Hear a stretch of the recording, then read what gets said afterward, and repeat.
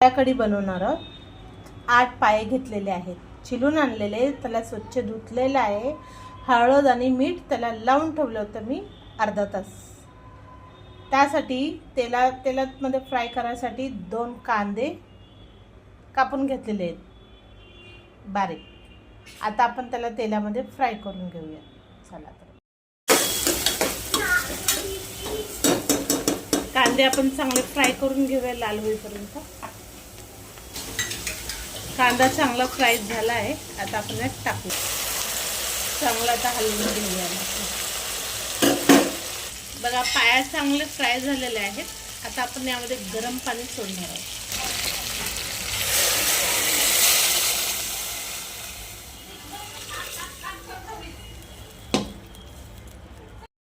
हा सगळा खडा मसाला, लाल मिरची, तेजपत्ता, इलायची, लवंग, दालचिनी, राई, जिरा, धनिया आणि हे लसूण, कोथिंबीर आणि हे 4 कांदे घेतले.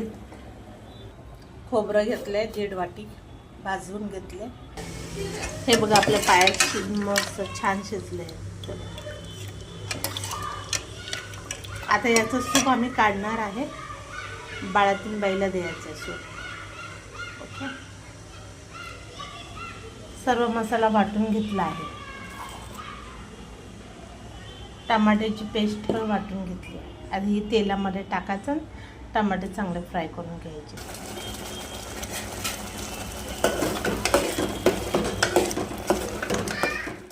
पायाकडी, भात आणि त्याबरोबर बाजरीची भाकरी. बघा,